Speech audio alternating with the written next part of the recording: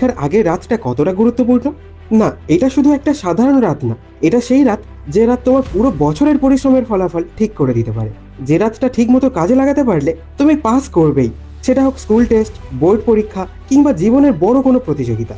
আমি আজকে তোমাকে বলবো ঠিক কি করবে এই রাতটাই আর কি একদমই করবে না, কারণ এই একটা রাতেই অনেকেই নিজের ভবিষ্যৎ নষ্ট করে ফেলে শুধুমাত্র কিছু ভুলের জন্য। তাহলে একটা ছোট্ট গল্প দিয়ে এই ভিডিওটা শুরু করি। একজন ছাত্র, নাম ধরো দীপ। দীপ ছিল একজন এভারেজ স্টুডেন্ট। প্রচুর পরিশ্রম না করলেও, খুব ভালো রেজাল্ট না করলেও মাঝারি মানের রেজাল্ট করতো। কিন্তু একবার বোর্ড পরীক্ষার আগের রাতে সে এতটা নার্ভাস হয়ে গিয়েছিল, সে ঠিক করলো পুরো রাত জেগে সব কিছু পড়ে ফেলবে। আর এটাই ছিল তার সবচেয়ে বড় ভুল। সে রাত জেগে পড়লো, কিন্তু সকালে পরীক্ষার হলে গিয়ে হঠাৎ মাথার কাজ করছিল না।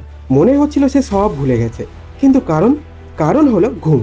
এই গুরুত্বপূর্ণ জিনিসটা সে অবহেলা করেছিল, আর সেই একটা ভুল তার পরের 1 বছর নষ্ট করে দিল। তাই ভালো করে শোনো, পরীক্ষার আগের রাতে তুমি কি করবে সেটাই নির্ধারণ করবে তুমি পাস করবে কিনা। আমি আজ তোমাকে দিচ্ছি 6টা সুনির্দিষ্ট কাজ।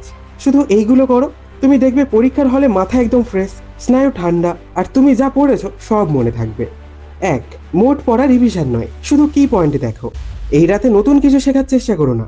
তোমার নিজের তৈরি নোটস, হাইলাইট করা বইয়ের দাগ অথবা ছোট ছোট পয়েন্ট, এগুলোই শুধু চোখ বুলিয়ে যাও। তুমি হয়তো ভাবছো পুরো বইটা না দেখলে তো কিছুই মনে থাকবে না, কিন্তু বিজ্ঞান বলছে পরীক্ষার আগের রাতে কম পড়া কিন্তু তা কয়েকবার দেখা, এটা মস্তিষ্কে বসে যায় ভালোভাবে। 2. 7 ঘন্টার ঘুম। এটা কোনো বিলাসিতা না, এটা একটা অস্ত্র। ঘুমের মধ্যে তোমার মস্তিষ্ক মেমোরি রিঅর্গানাইজ করে। মানে তুমি যত কিছু শিখেছো সেটা ঘুম না হলে ঠিকভাবে স্টোর হয় না। সারা রাত জেগে পড়া মানে তুমি নিজেই তোমার মনে রাখা জিনিসগুলো ডিলিট করে দিচ্ছ। তাই ঘড়ি ধরে 6 থেকে 7 ঘন্টা ঘুমাতেই হবে। রাত 11টায় ঘুমালে 5টা থেকে 6টায় উঠতে পারবে, আর পরীক্ষার আগের সকাল হবে সুপার সার্ভ। 3. রাত 9টার পর ফোন বন্ধ। যতই মন ছটপট করুক, তুমি যতই স্ট্রং হও না কেন, রাত যত বাড়ে মস্তিষ্ক ততই দুর্বল হতে থাকে।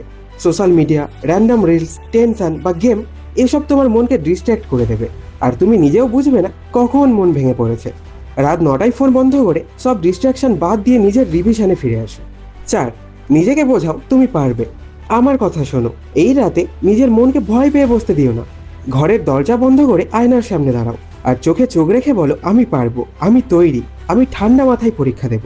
এই কথাটা নিজের মনকে বললে তুমি নিজেই নিজের ভেতরে সাহস তৈরি করবে। 5. পরীক্ষার আগের পোশাক, অ্যাডমিট কার্ড, কলম এসব গুছিয়ে রাখো। অনেকে সকালবেলা খুঁজতে গিয়ে এতটা আতঙ্কে পড়ে যায় সেটা পরীক্ষার ফলেও প্রভাব ফেলে।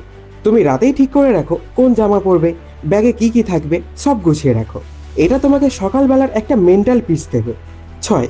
মাঝরাতে উঠে পড়া নয়, বরং ভোরে উঠে 3-4 ঘন্টা রিভিশন। রাত 3টায় উঠে হাফ ঘুমিয়ে ঘুমিয়ে পড়া মাথায় গুঁজে ফেলার চেষ্টা করো না, তাতে তোমার মাথা ঝিমিয়ে যাবে। তাই ভালো করে ঘুমাও। ভোর 6টায় উঠে একটা হালকা হাত মুখ ধুয়ে চোখ বুলাও সব কিছুর উপর।